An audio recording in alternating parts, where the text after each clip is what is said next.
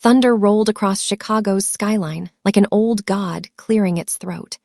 The storm clawed at the windows of Dante Manor, each strike of lightning illuminating the empire the devil of Chicago had built on fear and silence. Abigail woke in a cold sweat, heart pounding with a rhythm that didn't feel like her own. Beside her, William's Dante lay perfectly still. For the first time in 10 years, sleep had found him, the restless man who had ruled the underworld without closing his eyes once. A faint tremor chased through his hand, as if the dream itself weighed more than his body could hold. She should have felt peace. Instead, she felt eyes on her. The night outside breathed, it moved.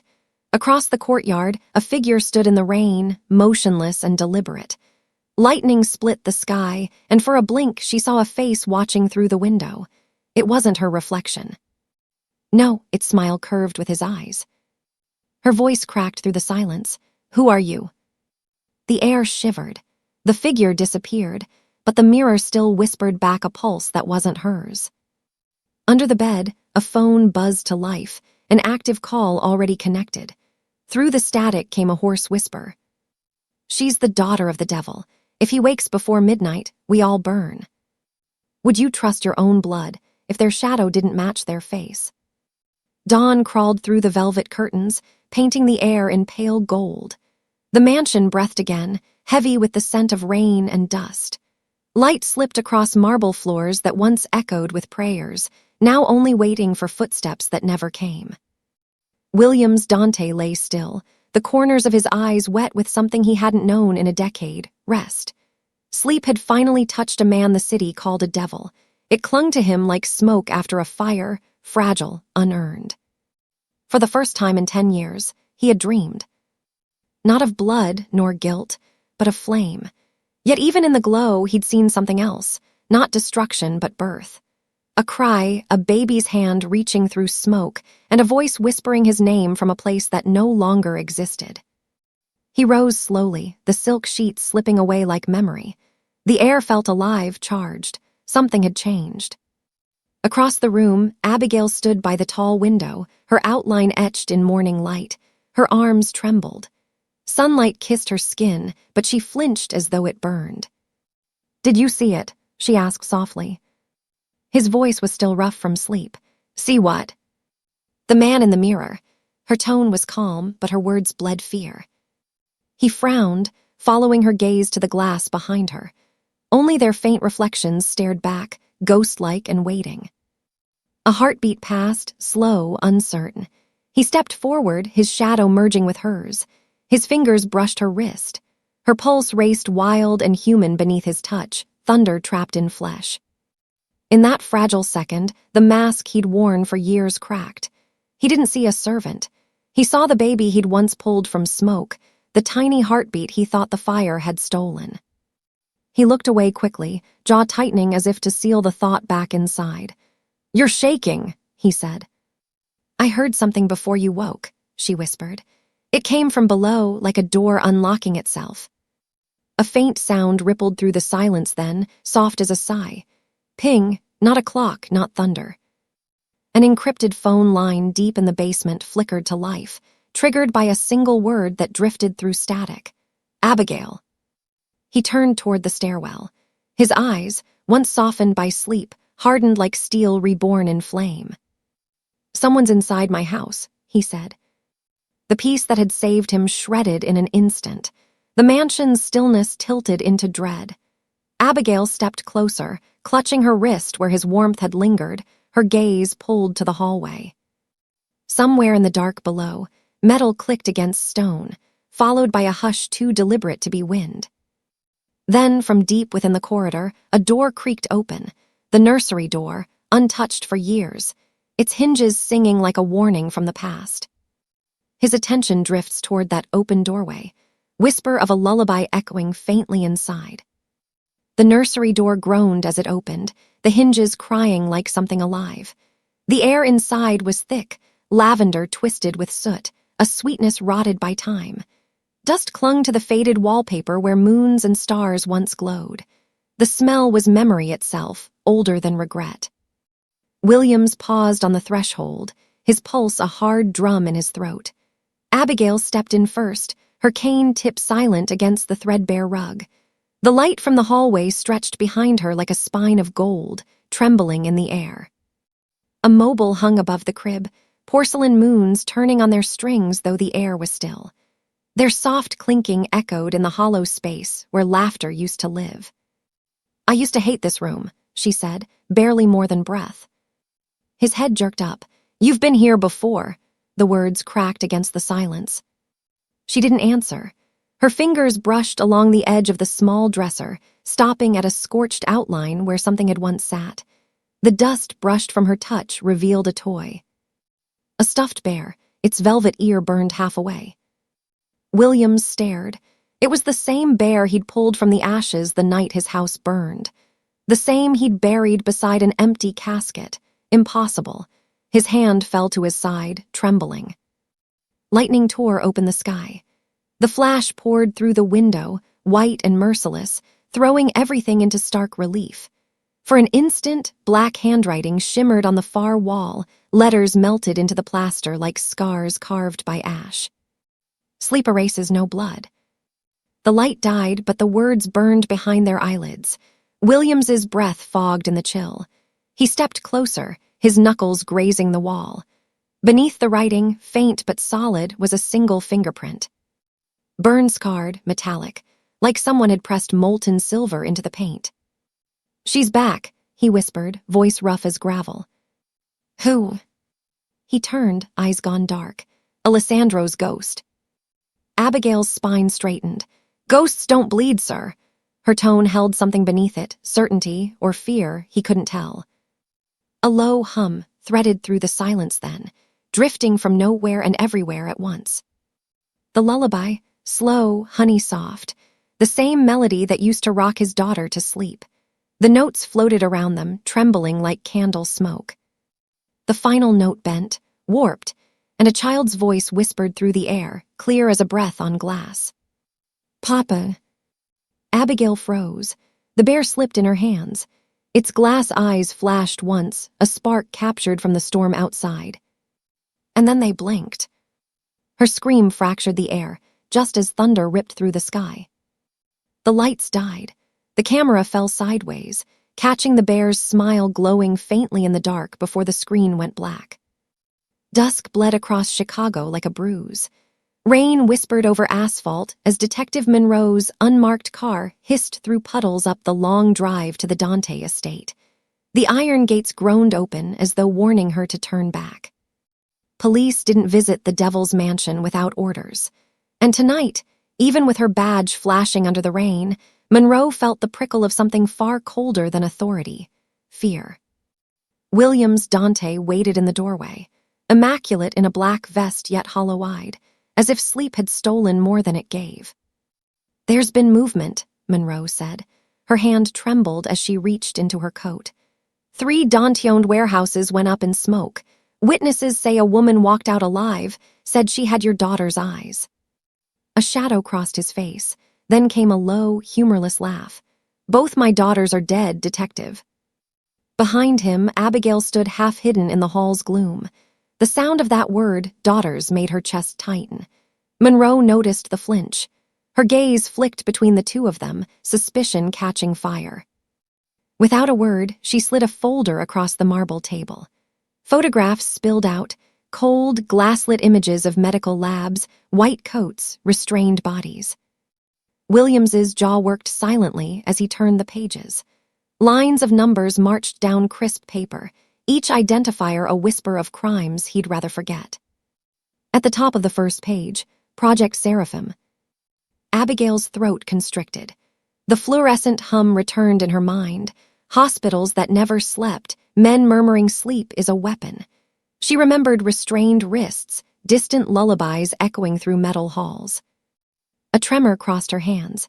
She closed the file, but one photograph slid loose. 2 infants swaddled in white, one labeled Subject A, the other Subject B, both with the same dark eyes staring helplessly at the camera. Monroe lowered her voice.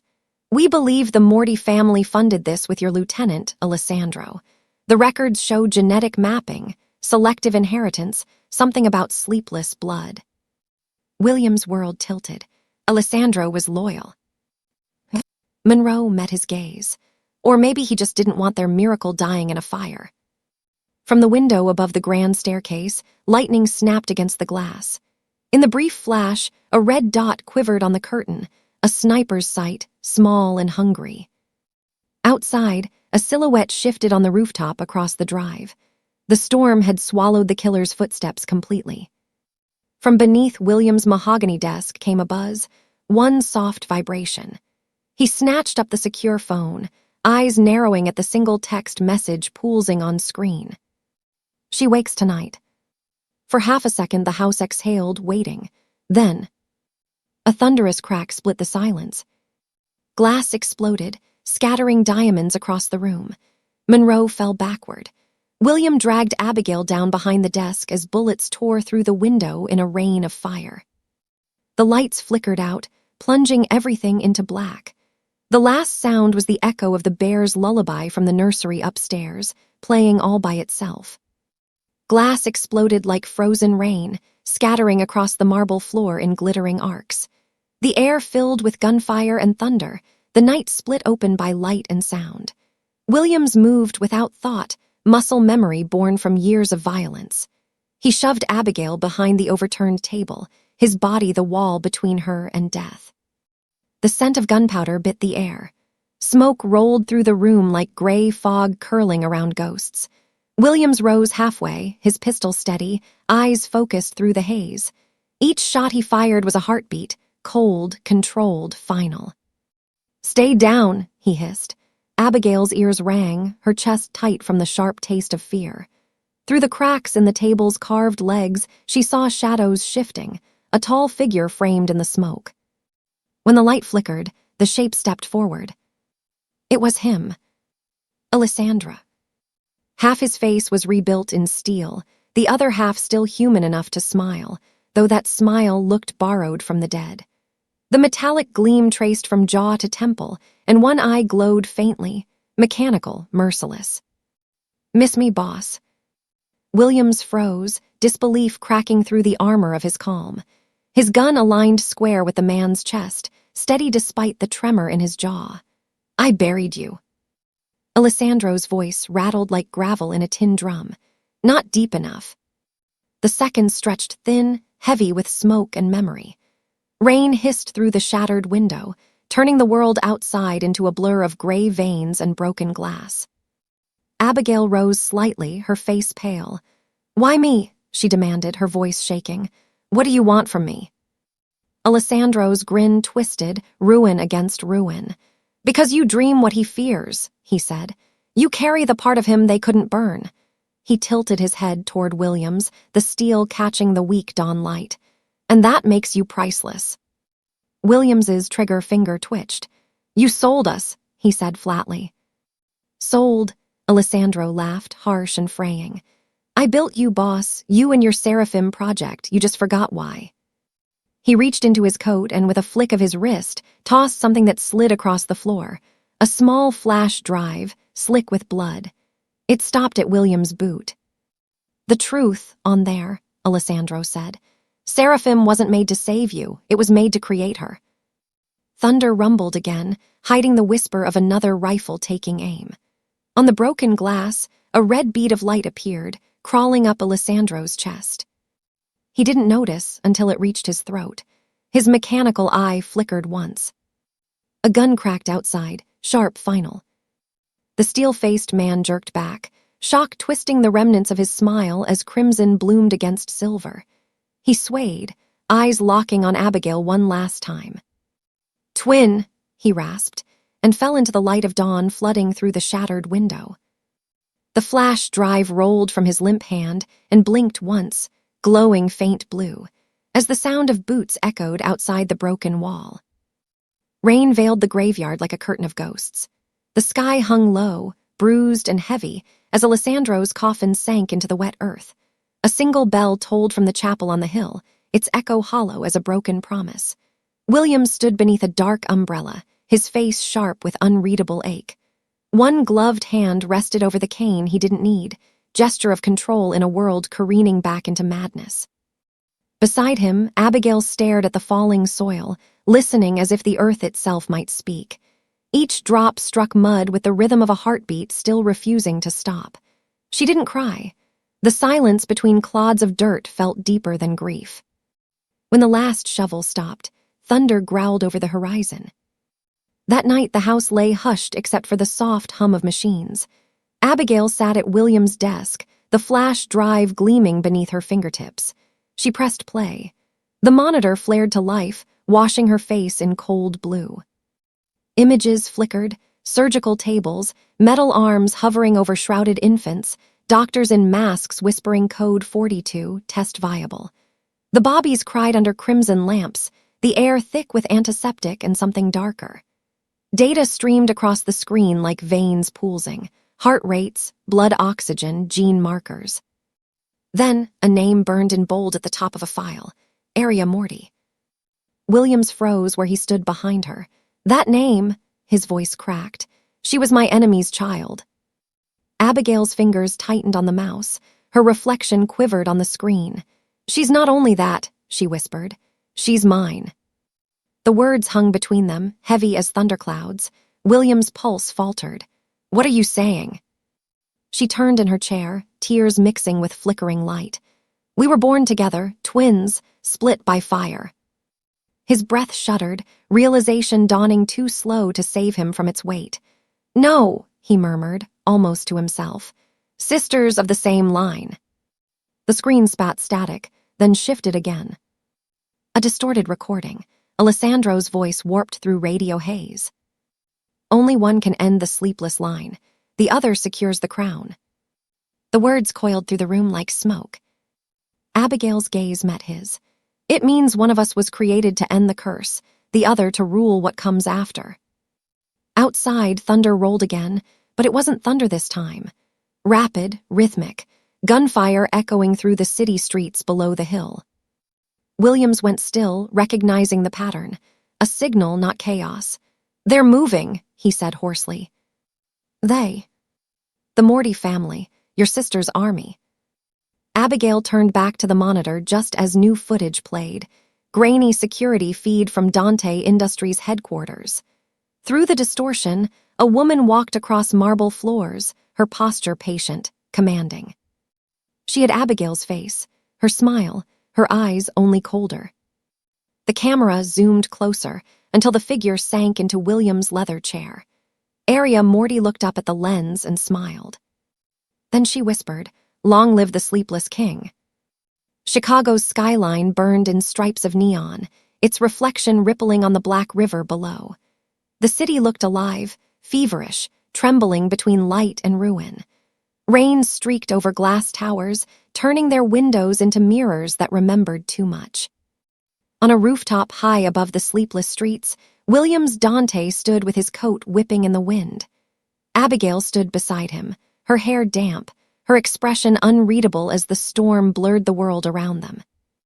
Below, the streets crawled with headlights and chaos, his empire splintering under another's hand. She took your throne, Abigail said quietly. She wants your sleep too. Williams's lips curled into something that wasn't quite a smile. She can have it, he said. His laugh cracked through the rain, half scorn, half sorrow. But behind that hard voice, guilt flickered like lightning behind clouds.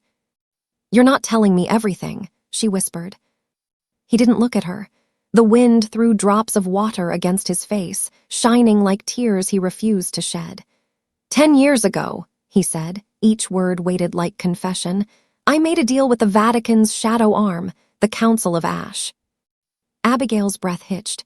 The ones who built Seraphim. He nodded.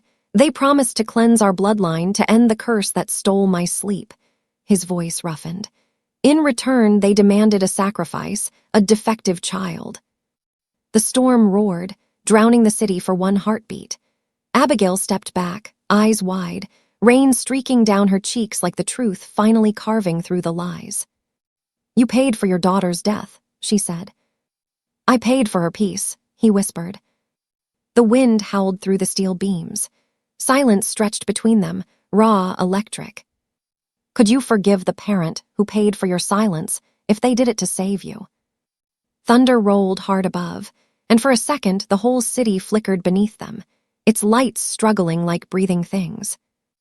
Williams turned to her, his voice unsteady now, stripped of command. "I thought the fire finished it." "But you lived, Abigail. The council lied. They never wanted peace, they wanted the sleepless alive." Abigail trembled, not from cold, but from the sudden understanding that her life had been the product of sin, science, and mercy twisted together. Then Arya. "She is their prophecy fulfilled," he said, "perfected through everything they took from you." The sky opened wider, spilling rain across the concrete at their feet. Far below, the city's giant billboards sputtered, static rippling across the glass, until one face overtook them all, Arya Morty. Her smile gleamed through the downpour, cutting across every street like a commandment. "Let Chicago sleep forever," she said. Her voice was smooth as silk over steel, broadcast on every frequency, bleeding through car radios and emergency sirens, sliding into the veins of the city. The words sank into the rain, twisted into wires and circuits, until even the air seemed to hum with obedience. Abigail watched in horror as power surged through the network grid in a pulsing rhythm, like a heartbeat slowing to rest. Williams reached for her hand, gripping as if to anchor himself to something real. He looked down at their reflection in a puddle, two blurred ghosts tangled in corruption and fate. "I thought I could save you from them," he said hoarsely. "Now she'll save no one." A single flash pulsed across the skyline, brighter than lightning, and then every light in Chicago died at once. Neon vanished. Cars halted. Heart monitors went flat. The entire city sank into perfect darkness, as if Arya's voice had whispered the world to sleep. Panic devoured Chicago whole. Sirens wailed for a heartbeat, then faltered into silence as engines failed and lights died. One by one, bodies crumpled on sidewalks and in cars, faces softening into frozen calm, millions sinking into the same dreamless sleep as though the city itself had exhaled and never breathed back. Abigail stood at the heart of the chaos, the only sound her own heartbeat.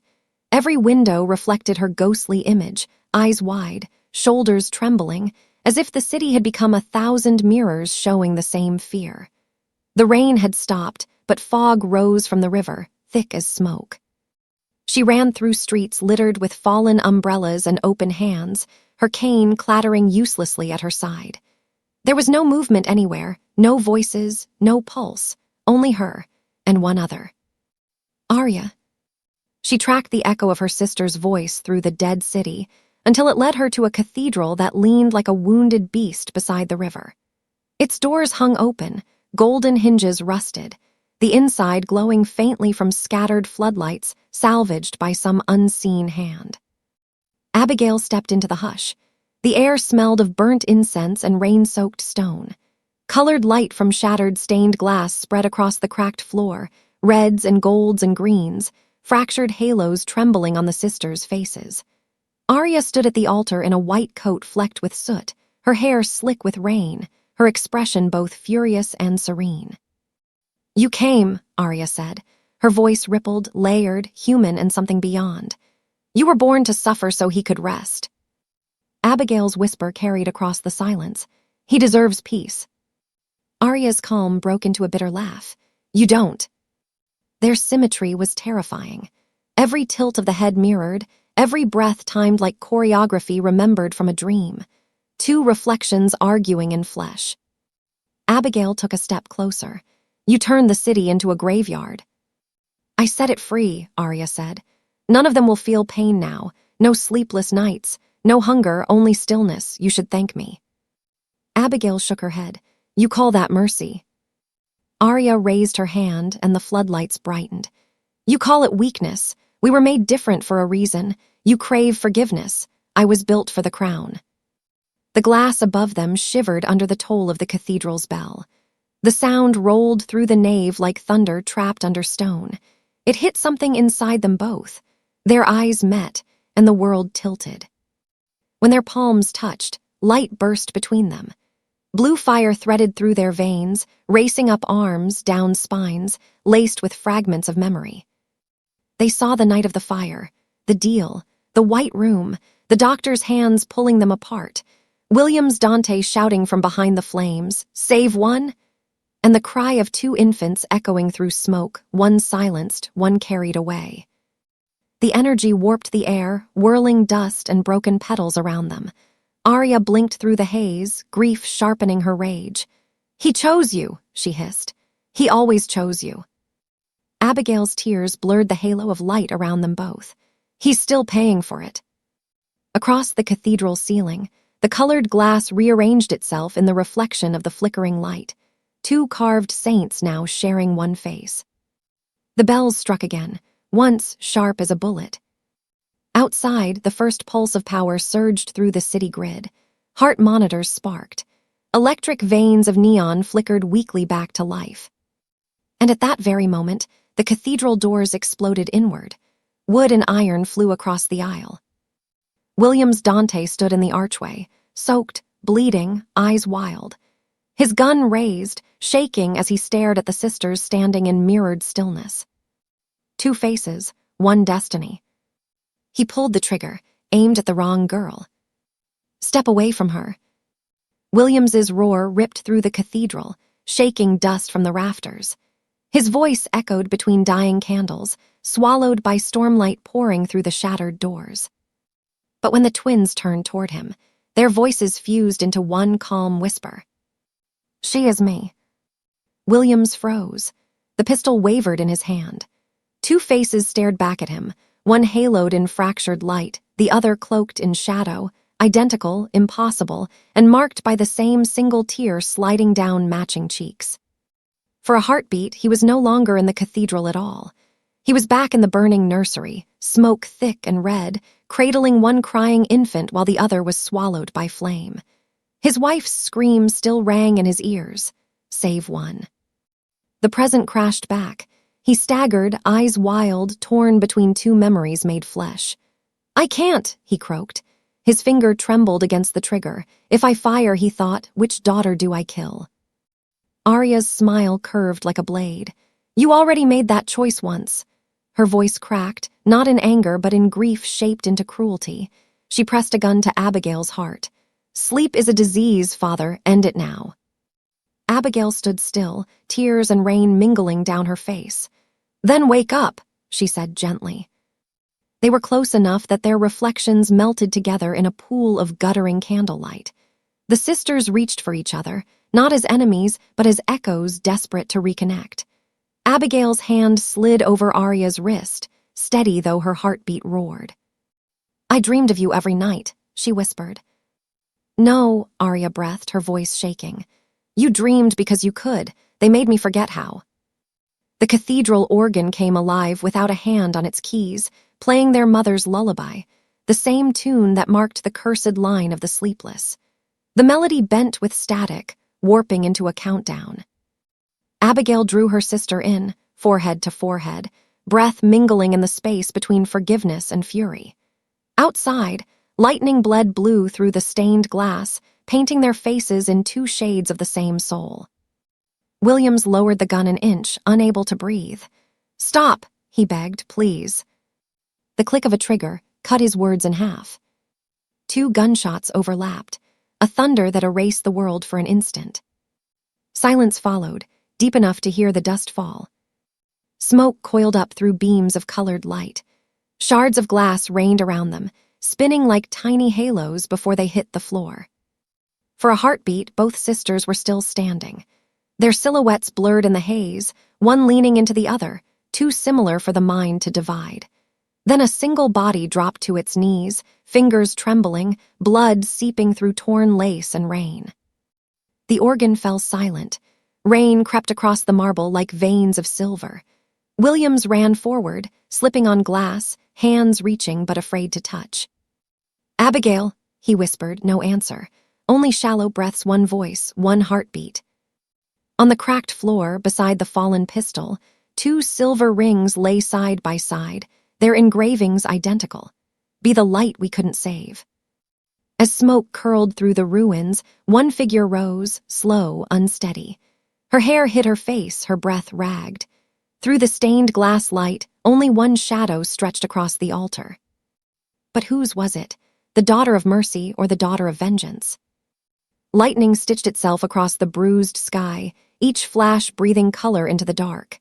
Inside St. Helena's Hospital, machines flickered uncertainly, their beeping uneven, like a heart reluctant to keep time. The storm pressed its face against the windows, watching everything unfold in heavy silence. Williams lay beneath the harsh white light of the ICU. His body was wrapped in bandages, bruises blooming through layers of gauze. A machine whispered above him, marking a rhythm steadier than the man's own thoughts. His face seemed carved from ice, still, pale, and almost peaceful, if not for the faint twitch behind his closed eyes. Dreams were moving in there, dangerous dreams. The whole city beyond the window was paralyzed in half-sleep, caught between blackout and dawn. On the window ledge, a thin ring rested in a pool of moonlight, the same silver band that once circled Abigail's hand. Its inscription shimmered through the rain running down the glass, "Be the light we couldn't save." The words glowed weirdly alive, as if whispering their own grief. Through the rhythmic click of machines came the soft creak of the door. A nurse entered, her steps quiet, deliberate. Lightning lit her profile, slender frame, dark hair, a calm too clean to be ordinary. The badge on her uniform read nothing at all. "Visiting hour, over," she whispered, voice smooth enough to slice glass. Williams didn't stir. The machines pulsed on, casting dull green light across her face. She adjusted the IV line, movement steady, almost tender. Then the thunder rolled again, and her reflection rippled in the window. Her eyes caught the flicker of the heart monitor, one brown, one blue. She glanced toward the ceiling camera, brief, direct, deliberate, and smiled, a slow curve that suggested knowing far more than she should. Outside, the storm had begun to hum. The wind shifted down the hospital corridors, carrying faint music, soft, broken, impossibly familiar. The sound wept through vents and wiring until it filled the room. It was a lullaby, her lullaby. Williams's fingers twitched. One hand jerked against the bedsheet. His breath grew sharp, uneven. The monitor screamed for a second before returning to a trembling beat. Beneath closed lids, his eyes fluttered, searching in a world that wasn't entirely dream. Images flashed through his mind. The burning nursery, 2 infants reaching through smoke, Abigail's voice crying out for him in the cathedral. Then another Arya's smile, colder than light, stepping out from fire unmarked. The nurse leaned close, her shadow spilling over his face. "Easy now," she murmured. "You don't want to wake up, not yet." Her fingers brushed the ring on the window ledge, turning it so the engraved words blurred in reflection. As she straightened, the lightning caught her face full, and for an instant it wasn't just one face at all. 2 versions blurred together, light and dark, forking down the same line. The lights in the hall flickered once. Then the entire wing went dim. Alarm tones died mid-beep. Wind pressed harder against the glass, like something outside wanted in. The nurse turned toward the window, staring at the shadowed city below. "They're dreaming already," she whispered, "and dreamers don't always wake." Williams's lips parted, the faintest breath escaping with a sound that could have been a name or a prayer. The lullaby drifted higher, winding around both of them like a spell. The melody faltered once, skipping on a note that wasn't written by human hands. Somewhere deep within the hospital, power returned. The monitors reignited, just as a final flash of lightning swallowed the scene whole. Narration, soft and final. Peace was never meant for devils, but even devils dream of their daughters, and sometimes the dream won't let them wake. Screen cuts to black. Rain against glass, 1 heartbeat, then text fades into view. Part Roman 3, the city that forgot to wake up, coming soon. The devil finally sleeps, but the city isn't done dreaming. The storm has only paused. Something darker waits beneath Chicago's silence. If this story haunted your heart, don't look away now. Like, share, and subscribe to keep the lights on in this world of blood, family, and forbidden redemption. Tell me in the comments, would you wake the devil to save the city, or let the dream consume it forever? Next, Part Roman 3, the city that forgot to wake up. Turn on notifications. The nightmare returns soon.